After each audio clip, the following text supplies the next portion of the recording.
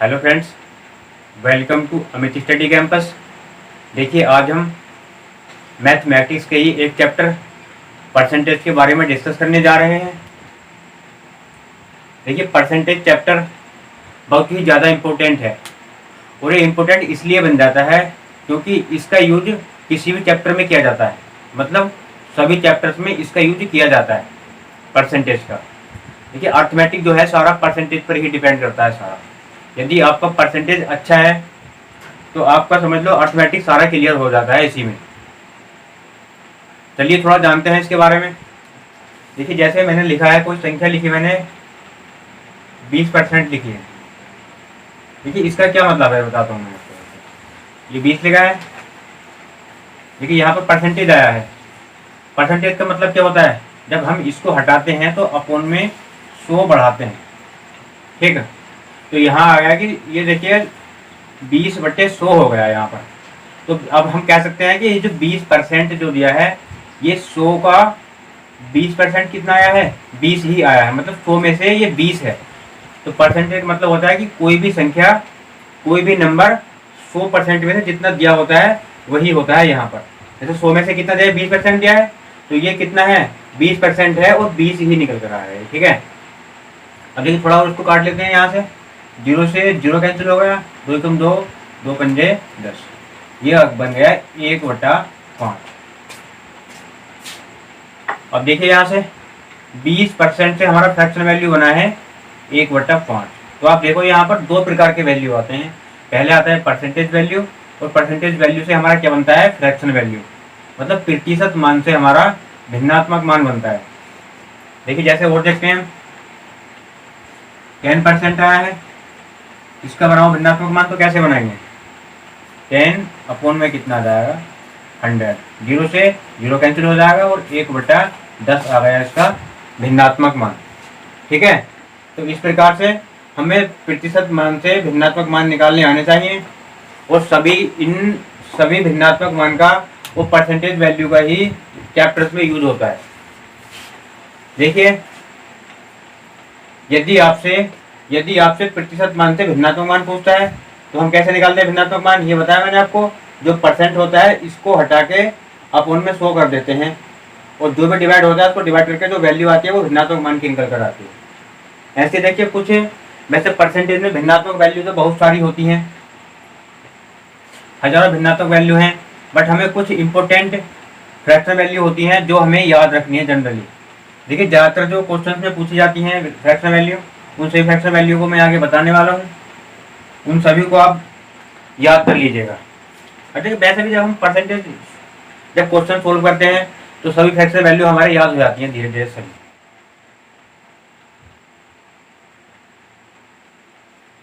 सबसे पहले आता है 1%। तो 1% का फ्रैक्शन वैल्यू बनाना है हमको, क्या होगा, देखिए यहाँ से 1/, कितना हो जाएगा, 100। नंबर 2 आता है 2%। 2% का क्या होगा, 2/100, 2 एकम 2, 2 पंजे 10, 0, कितना आ गया, 1/50। ठीक, ऐसे निकालते हैं आगे 4% का फ्रैक्शन वैल्यू। तो 4/, कितना हो जाएगा, 100।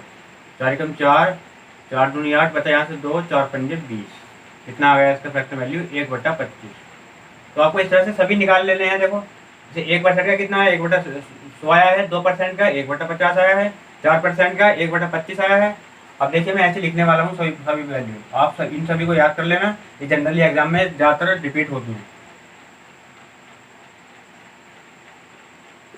ऐसे 5% का निकालेंगे हम, तो 5% का फ्रैक्शन वैल्यू कितना होगा, 1/20। ऐसे आगे आता है 10% का। 10% का होता है 1/10। 20% का बताइएगा, इसका होता है 1/5। अभी क्या आता है, 6 से ही 1/4 का कितना होता है, देखिए 4 छंग 24 और 1 25, ये हो जाएगा 25/4। परसेंटेज हटाएंगे, भाग 100 करेंगे, 25 चौक 100, कितना आ जाएगा इसका, 1/16 आता है इसका। आप फुल करके देखिएगा 1/16 ही निकल कर आ रहा है।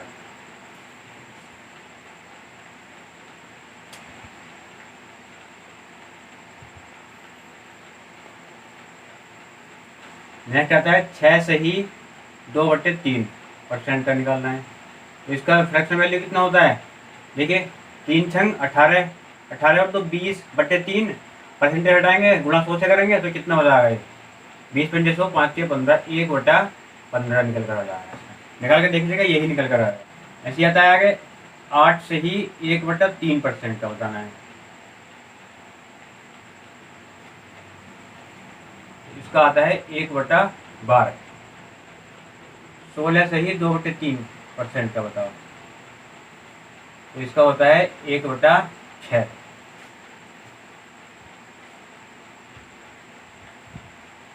25% का फ्रैक्शन वैल्यू होता है 1/4।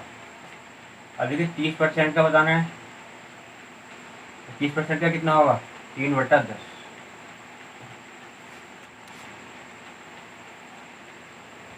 40% का बताइएगा, तो इसका होता है फ्रैक्शन वैल्यू 2/5।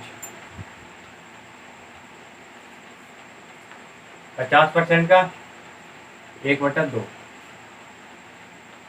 37 सही 1/2% का बताओ कितना होता है। तो देखिए 2 की पहले 37 से गुणा करेंगे, तो 37 के 2 से 37 दूनी 74 और 75, ये हो जाता है 75/2। तो परसेंटेज हटाएंगे गुणा 100 करेंगे, 25 या 75 और 25 चौक 100, ये हो गया 3/8। तो 37 सही 1/2% का जो होता है फ्रैक्शन वैल्यू 3/8 होता है। ऐसे निकालते हैं आगे।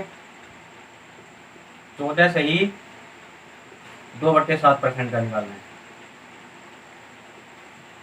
बताइए इसका कितना होता है, इसका होता है 1/7। ऐसे निकालते हैं आगे हम। 11 सही 1/9% का, इसका फ्रैक्शन वैल्यू कितना होता है 1/9। नेक्स्ट आता है 9 सही 1/11% का निकालना है, तो इसका होता है 1/11।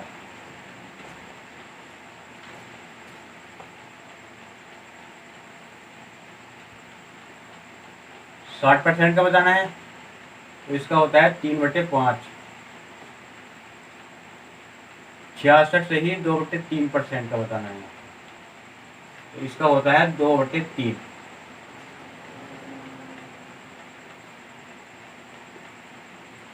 70% का 7/10।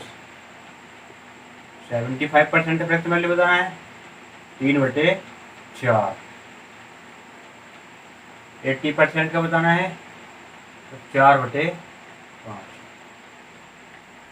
100% का बताना है, इसका होता है 1। ठीक है फ्रेंड्स, ये तो थी हमारी इंपॉर्टेंट फ्रैक्शन परसेंटेज वैल्यू से फ्रैक्शन वैल्यू बनाना।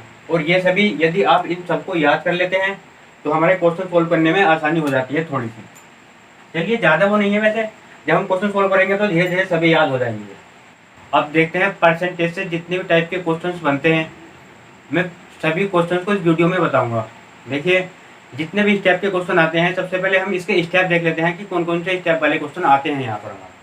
देखिए सबसे पहले आता है इसमें कि प्रतिशत कमी पर आधारित प्रश्न आते हैं। इसमें प्रतिशत वृद्धि पर आधारित प्रश्न आते हैं, प्रतिशत कमी व वृद्धि दोनों पर आधारित प्रश्न आते हैं, क्षेत्रफल व आयतन पर आधारित प्रश्न आते हैं, इसमें आय व्यय पर आधारित प्रश्न आते हैं, चुनाव पर आधारित प्रश्न आते हैं, मिश्रण पर आधारित प्रश्न, जनसंख्या पर आधारित प्रश्न, संख्याओं पर आधारित प्रश्न, परीक्षा में फेल पास पर आधारित प्रश्न। देखिए लगभग यहाँ से 10 टाइप के क्वेश्चंस बनते हैं हमारे कुल मिला के। देखिए इसमें 10 टाइप के क्वेश्चंस बनते हैं और मैं एक एक टाइप इस वीडियो के माध्यम से क्लियर कराऊंगा। बस आप वीडियो को शुरू से एंड तक देखिएगा। तो देखिए इसमें पहला टाइप आता है प्रतिशत कमी पर आधारित प्रश्न। ठीक है, पहले चलता है हमारा प्रतिशत कमी पर आधारित प्रश्न। इसमें क्वेश्चन आता है कि चीनी का मूल्य 20% घट गया, ज्ञात कीजिए कि उपभोक्ता पहले जितने व्यय में कितने परसेंट चीनी अधिक प्राप्त करेगा। देखिए ये प्यारे बच्चों, यहाँ पर जो है चीनी का मूल्य कितने परसेंट घटा है, 20%। ठीक है, इसका फ्रैक्शन वैल्यू बताओ कितना होगा, 1/5। अब देखिए यहाँ पर जो नीचे वाला जो वैल्यू होता है ये मूलमान होता है या पहला वाला वैल्यू होता है, और कमी या वृद्धि जो होती है ये होती है यहाँ पर जो ऊपर वाला वैल्यू निकल कर आता है। देखिए पहले जो थी पहला मान कितना है हमारा 5 है, अब कमी कितने की हुई है इसमें, घटा कितना है, 1 घट गया है, तो अब मूल्य कितना हो गया, 4। अब देखिए यहाँ पर घटा कितना है, हमें जो है अब पहले वाले मूल्य के बराबर लाना है इसको। तो यहाँ देखिए यहाँ से हमें कितना बढ़ाना पड़ेगा, 4 से 5 बढ़ाना, 4 से 5 करना है हमको, तो कितना बढ़ाना पड़ेगा, 1 बढ़ाना पड़ेगा। इसमें से 4 में से गुणा कर देंगे 100। अब थोड़ा कैंसिल करो इसको, 4 कम 4, 4 दूनी 8, बचा 2 यहाँ से, 4 पंजे 20। तो देखिए कितना परसेंट बढ़ाना पड़ेगा इसको, अब 25% आंसर आ रहा है। ठीक बच्चों, देखिए प्रतिशत कमी पर आधारित प्रश्न का क्वेश्चन नंबर 2 आता है कि ए का वेतन बी के वेतन से 33 सही 1/3% कम है। इसलिए कि आपको कितना दिया है यहाँ पर, 33 सही 1/3%। इसका फ्रैक्शन वैल्यू बताओ कितना होगा, इसका फ्रैक्शन वैल्यू होगा 1/3। अब देखिए इसने कहा कि ए का वेतन बी के वेतन से 33 सही 1/3% कम है। किसका वेतन कम है, ए का, क्योंकि यहाँ पर तो 3 जो वेतन है ये बी का है और कम जो है ए का है, तो ए का कितना कम है, बी से 1 कम है, तो ए का वेतन कितना होगा, 2 होगा। अब आया कहता है कि तदनुसार बी का वेतन ए के वेतन से कितने प्रतिशत ज्यादा है। अब देखिए यहाँ पर आप वृद्धि देखें हम बी के वेतन में ए के वेतन से कितनी है, 1 अधिक है। अच्छा किससे अधिक है, ए से अधिक है, तो अपॉन 100 कर दिया, गुणा 100, काट लो इसको, 2 एकम 2, 2 पंजे 10 से 0, कितना आ गया 50%। तो जो बी का वेतन है ए के वेतन से 50% अधिक है। ठीक है दोस्तों, समझ में आ गया। चलो, प्रतिशत कमी पर आधारित वाला मैंने करवा दिया आपको। अब टाइप नंबर 2 आ गई, प्रतिशत वृद्धि पर आधारित प्रश्न। देखिए इसका क्वेश्चन आता है कि ए का वेतन बी के वेतन से 25% अधिक है। देखिए 2 व्यक्ति हैं इसमें, ए और बी, और कितना अधिक है, ए का वेतन बी के वेतन से 25% अधिक है। इसका फ्रैक्शन वैल्यू बताओ कितना होगा, 1/4। अब देखिए वेतन अधिक किसका है, ए का है ना। अब देखो ये जो नीचे वाला वेतन है ये 4, ये किसका होगा, फिर ये होगा बी का, और कितना अधिक है, 1 अधिक है, तो ए का वेतन कितना हो गया, 5 हो गया। तो ये क्वेश्चन में सीधा गया उसने, ए का वेतन जो है अधिक है बी से। अब देखिए यहाँ पर वो पूछता है आपसे क्वेश्चन में कि तदनुसार बी का वेतन ए के वेतन से कितने प्रतिशत कम है। देखिए बी का वेतन यहाँ पर कितना कम है, 1 कम है। अच्छा किससे कम है, ए से ही तो कम है हमारा, तो ए का वेतन कितना है, 5 है। प्रतिशत कमी निकालने के लिए अब देखिए यहाँ पर ए का वेतन कितना है, 4। देखिए क्वेश्चन में पूछा है हमसे कि बी का वेतन ए के वेतन से कितने प्रतिशत कम है। अच्छा यहाँ पर कितना कम है, देखिए बी का वेतन 4 है, ए का 5 है, तो बी का वेतन कितना कम है, 1 कम है। किससे कम है, ए से कम है, तो ए का कितना, यहाँ पर अपन में ए का वेतन रखेंगे प्रतिशत कमी निकालने के लिए और गुणा कर देंगे हम 100 से। 5 कम 5, 5 दूनी 10, 0, तो कितने प्रतिशत कम आ गया बी का वेतन, 20% कम होगा। ठीक है, पहले जैसा है वैसे बिल्कुल। देखो जब हम प्रतिशत कमी पर आधारित प्रश्न निकालते थे तो जो ऊपर वाला वैल्यू था ये इसमें से घट जाता था, बट अब क्या है, जब वृद्धि हो रही है तो 4 से 1 बढ़ के कितना हो जाएगा वेतन नया वाला, 5 हो जाएगा। ठीक है, देखिए प्रतिशत वृद्धि का क्वेश्चन नंबर 2 आता है कि एक अधिकारी के वेतन में 20% की वृद्धि की गई, इसे उसके पहले वेतन के समतुल्य लाने के लिए कितने प्रतिशत कम करना पड़ेगा। देखिए बच्चों यहाँ पर वृद्धि आपके कितने परसेंट की गई है, 20% की। इसका फ्रैक्शन वैल्यू कितना होगा, 1/5। देखिए पहले वैल्यू थी हमारी 5, 5 से 1 की वृद्धि हो गई, अब 6 हो गई वैल्यू। अब देखिए इसे हमें पहले के समतुल्य लाना है, 6 को 5 पर ले आना है, तो कितना कम करना पड़ेगा हमें, 1 कम करना पड़ेगा। किसमें से, 6 में से। और प्रतिशत कमी निकालने के लिए हम क्या करेंगे, 100 से गुणा कर देंगे, काट लो 2 तिया 6, 2 पंजे 10, 0, यह आ गया 50/3। इसको डिवाइड करेंगे थोड़ा तो यह आ गया 16 सही 2/3% की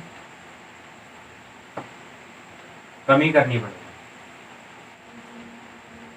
टाइप नंबर 3 आता है हमारा प्रतिशत कमी व वृद्धि दोनों पर आधारित प्रश्न। इसमें क्वेश्चन आता है यदि एक संख्या में 25% की वृद्धि कर दी जाए और उससे प्राप्त संख्या में 25% की कमी कर दी जाए तो अंतिम प्रतिशत वृद्धि में कमी बताइए। देखिए ये क्वेश्चन मैं आपको दो टाइप से कराऊंगा। पहले मैं आपको बेसिक से बताऊंगा, जो फॉर्मूला होता है उससे करवाऊंगा, उसके बाद मैं आपको फ्रैक्शन वैल्यू से करवाऊंगा। ठीक है, तो पहले हम देख लेते हैं बेसिक से कैसे करते हैं। इसका फॉर्मूला भी होता है, उसको देखते हैं। देखिए बेसिक फॉर्मूला होता है इसका a माइनस बी माइनस ए गुणा बी बटे 100। अब देखिए जो a होता है ये पहली वाली वैल्यू होती है और जो b होता है ये सेकंड वाली वैल्यू होती है। ठीक है, इसमें पुट करो वैल्यू को। दोनों का वैल्यू कितना है? 25 है माइनस 25 गुणा 25 बटे 100। इससे ये कैंसिल हो गया, 25 ही कम 25 और 25 चौक 100। ये आ गया माइनस के 25 बटे 4। ये हो जाएगा 6 सही 1/4%। अब देखिए यहाँ पे इसका आगे माइनस आया तो क्या है, ये कमी हुई है, तो 6 सही 1/4% की कमी आ गई। ठीक है, ये तो हमारा बेसिक से हो गया। अब इसकी ट्रिक देखते हैं, फ्रैक्शन वैल्यू से करते हैं इसको। देखिए पहले 25% की वृद्धि की है तो 25% का फ्रैक्शन वैल्यू बताइए कितना होगा?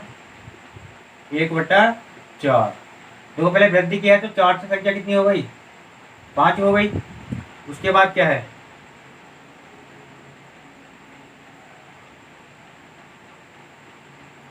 कमी की है कितने परसेंट की? बात में 25% की कमी की है। Fraction value 1/4। अब संख्या जब कमी की है तो 4 से कितनी कम हो गई? 1 कम हो गई, अब होगी 3। ठीक, पहली वैल्यू निकालेंगे दोनों का गुणा करके, 4 चौक 16 और सेकंड वैल्यू आ गई 5 या 15। अब देखिए संख्या हमारी 16 से 15 हो गई। कितनी कम हो गई?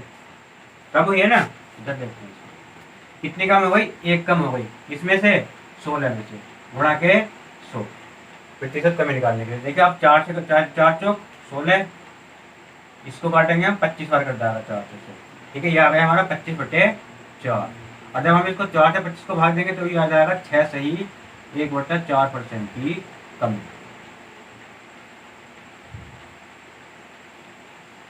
ठीक है दोस्तों, आ गया समझ में? चलिए क्वेश्चन नंबर 2 देखते हैं। इसका यह था कि यदि एक संख्या में 20% की वृद्धि कर दी जाए और उससे प्राप्त संख्या में 80% की कमी कर दी जाए तो अंतिम प्रतिशत वृद्धि या कमी बताइए। अब देखिए यहाँ पर पहले हम बेसिक से देखेंगे। फॉर्मूला क्या था हमारे पास? a माइनस बी माइनस ए गुणा बी बटे 100। ठीक है, a का वैल्यू कितना है? 20 है माइनस b का कितना है? 80 है माइनस 20 गुणा 80 बटे 100। अब देखिए यहाँ पर एक जीरो से एक जीरो कैंसिल हो गया, इस जीरो से ये वाला जीरो कैंसिल हो गया। यहाँ पर ये बचा है 20 माइनस 80 माइनस 8 दूनी 16। अब देखिए यहाँ पर 80 और 16 माइनस के हैं, कितना हो गया? ये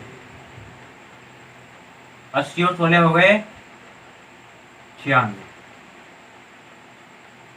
ठीक है, अब 96 में से हम लोग 20 को हटाएंगे, कितना बचेगा? 76% की कमी आ गई। देखिए वैल्यू माइनस में आई है हमारी, 76% की क्या निकल के आई है? हमारी कमी निकल कर आता है। ठीक है, अब देख लेते हैं फ्रैक्शन वैल्यू से। देखिए पहले उसने क्या कहा? 20% की वृद्धि की है तो 20% का फ्रैक्शन वैल्यू कितना होगा? 1/5। तो संख्या कितनी जाएगी? 5 से 6 हो जाएगी। उसके बाद क्या है? 80% की कमी की है तो 80% का फ्रैक्शन वैल्यू कितना होगा? 4/5। अब देखिए संख्या 5 से कितनी कर दी उसने? 4 कम कर दी तो कितनी हो गई? 1 हो गई। ठीक है, अब देखिए यहाँ पर पहली संख्या थी कितनी हमारी? 25 थी और अब कितनी हो गई? 6। ये कितनी कम कर दी यहाँ पर इसने? 19 कम कर दी। कितने में से? 25 में से। और कमी प्रतिशत कमी निकालने के लिए गुणा 100। 25 ही कम 25, 25 चौक 100, 4 बार कट गया इससे, और 19 चौक 76। तो कितने परसेंट की कमी आ गई? 76% की कमी आ गई इससे। ठीक है दोस्तों, समझ में आ गया? टाइप नंबर 4 आती है हमारी क्षेत्रफल पर आधारित प्रश्न। देखिए इसमें क्वेश्चन आता है कि यदि एक वर्ग की लंबाई व चौड़ाई में क्रमशः 30 व 20% की वृद्धि कर दी तो तदनुसार इस प्रकार बने आयत का क्षेत्रफल उस वर्ग के क्षेत्रफल से कितना ज्यादा होगा। ठीक है, देखिए यहाँ पर दोनों बार क्या किया है, आपके लंबाई चौड़ाई में वृद्धि की है। अब देखिए पहले हम बेसिक से देख लेते हैं उसको, फॉर्मूले से करेंगे। फॉर्मूला क्या था हमारे पास, ए, देखिए जब यहाँ पर कमी आती थी, कमी और वृद्धि आती थी तो हम a माइनस बी माइनस ए गुणा बी बटे 100 करते थे जब हमारे पास एक वैल्यू कमी की आती थी। बट यहाँ पर क्या है, तो दोनों वृद्धि की आई हैं तो हमारा फॉर्मूले से इससे चेंज हो जाएगा, क्या हो जाएगा, a प्लस प्लस। अब हर जगह क्या हो जाएगा, प्लस हो जाएगा हमारा यहाँ पर। देखिए फॉर्मूला क्या है हमारा, a प्लस बी प्लस ए गुणा बी बटे 100। यहाँ पर a का वैल्यू कितना है, 30 है, प्लस b का कितना है, 20 है, प्लस 30 गुणा 20 बटे 100। देखिए 0 से 0 कैंसिल, इस 0 से ये वाला 0 कैंसिल, 30 और 20 कितना हो गया, 50 प्लस 3 दूनी 6, 50 और 6 कितना हो गया, ये 56%। देखिए इसमें जो है आयत के क्षेत्रफल में वर्ग के क्षेत्रफल से कितने परसेंट की वृद्धि होगी, तो 56% की वृद्धि। यानी कि हम कह सकते हैं कि जो अब जो आयत प्राप्त हुआ है उसकी जो प्रतिशत वृद्धि है वो 56% है। ठीक है, कि वर्ग का जो आयत का क्षेत्रफल है वर्ग के क्षेत्रफल से 56% अधिक है। देखिए ये तो हो गया हमारा बेसिक से। अब हम फ्रैक्शनल वैल्यू से देख लेते हैं। देखिए पहले दिया उसने 30% की वृद्धि की है, 30% का फ्रैक्शनल वैल्यू बताओ कितना होगा, तो 3/10। ठीक है, 10 से कितना हो गया, 13 हो गया। उसके बाद 20% की वृद्धि की है तो 20% का फ्रैक्शनल वैल्यू कितना है, 1/5। तो 5 से कितना हो गया, अब 6। देखिए पहला क्षेत्रफल जो था 10 पंजे 50 होगा, और कितना होगा, 13 छंग 78 हो गया। अच्छा कितने की वृद्धि हुई है यहाँ पर देखो, 50 से 78 हुआ है तो कितने की वृद्धि हो गई, 28 की। देखिए 28 की वृद्धि हुई है, और किस में से हुई है, 50 में से, गुणा 100 परसेंटेज में चेंज करने के लिए। तो 50 से कम 50 और 50 से 2 बार कैंसिल होगा, 28 दूनी 56, यह आ गया 56% की वृद्धि आ गई। जो आयत का क्षेत्रफल है 56% अधिक होगा। ठीक है, दो टाइप से समझ में आएगा। चलिए सेकंड क्वेश्चन आता है कि यदि एक वृत्त की त्रिज्या में 50% की वृद्धि कर दी जाती है तो उसके क्षेत्रफल में कितने प्रतिशत की वृद्धि होगी। ठीक है, यहाँ पर त्रिज्या में कितने परसेंट की वृद्धि की है वृत्त की, 50%। इसका फ्रैक्शनल वैल्यू कितना होगा, 1/2। देखिए त्रिज्या यहाँ पर पहले है कितनी, 2 है, तो त्रिज्या हो कितनी गई है, 3 हो गई है। ठीक है, इसलिए क्षेत्रफल में पूछा है। देखिए वृत्त का क्षेत्रफल क्या होता है हमारा, πr² हमारा वृत्त का क्षेत्रफल होता है। बट यहाँ पर त्रिज्या पहली कितनी है, 2 है, तो पहला क्षेत्रफल कितना हो जाएगा हमारा। देखिए यहाँ पर पाई दोनों में है तो इसको छोड़ देंगे हम, यहाँ से बस r² में वैल्यू रखना है हमें। पहला क्षेत्रफल कितना हो जाएगा, त्रिज्या 2 है तो क्षेत्रफल हो जाएगा हमारा 4। ठीक है, ये त्रिज्या है तो इसका क्षेत्रफल कितना हो गया, पहले वाले का 4 हो गया। अब देखिए त्रिज्या दूसरे वाली 3 दी है, इसका क्षेत्रफल कितना होगा, 9 होगा। अब देखिए पहले क्षेत्रफल हमारा कितना था, 4 है, 4 से हो कितना गया क्षेत्रफल, 9 हो गया। अच्छा कितने की वृद्धि हुई है इसमें, 5 की। कितने में से, 4 में से, गुणा के 100। काट लो इसको, 4 से 4 एकम 4, ये कट गया 25 बार, वो 25 पंजे 125। तो 125% की क्या आ गई, वृद्धि हो जाएगी क्षेत्रफल। ठीक है, तो दोबारा समझ लो इसको। यहाँ से इसने कहा है कि त्रिज्या में 50% की वृद्धि की है, तो इसका फ्रैक्शनल वैल्यू 1/2 आ गया हमारा। देखिए त्रिज्या पहले है कितनी, 2 है, अब 2 से त्रिज्या कितनी हो गई, 3 हो गई। बट उसने पूछा है कि क्षेत्रफल में कितने % की वृद्धि होगी। देखिए वृत्त का क्षेत्रफल हमारे पास πr² होता है, तो हमने पाई कॉन्स्टेंट छोड़ देते हैं यहाँ पर, तो r² में वैल्यू रखना है पहला क्षेत्रफल निकालने के लिए। अब देखिए पहली जो हमारी त्रिज्या है 2 है, तो पहला वाला क्षेत्रफल कितना होगा हमारा, जब r² में वैल्यू रखेंगे 2 का तो 4 हो जाएगा। ऐसे दूसरी त्रिज्या से निकालेंगे हम क्षेत्रफल, तो कितना हो गया, 9 हो गया। अब देखिए क्षेत्रफल में पहला क्षेत्रफल हमारा 4 था, 4 से अब 9 हो गया। कितने की वृद्धि हुई है यहाँ पर, 5 की वृद्धि हुई थी, कितने में से, 4 में से। और वृद्धि परसेंट निकालने के लिए 100 से गुणा कर दिया यहाँ पर। अब इसको मैंने डिवाइड कर लिया, 4 कम 4, 4 से मैंने डिवाइड किया 100 को 25 बार, और 25 पंजे 125% की वृद्धि आ गई। ठीक है, आ गया समझ में? ठीक है, नेक्स्ट कि एक वृत्त के व्यास में 100% की वृद्धि कर दी जाती है तो उसके क्षेत्रफल में कितने परसेंट वृद्धि होगी। ठीक है, आप कहते हैं कि यहाँ पर त्रिज्या ना देके उसने व्यास दिया है, बट आपको जो है इस बात से कहीं भी कंफ्यूज नहीं होना है, चाहे वो आपको व्यास दे चाहे त्रिज्या दे, बस आपको निकालना वैसे ही है जैसे हमारी त्रिज्या दी होती है। ठीक है, यहाँ पर व्यास में कितने परसेंट की वृद्धि की है उसने? 100% की। इसका फ्रैक्शन वैल्यू होगा 1/1।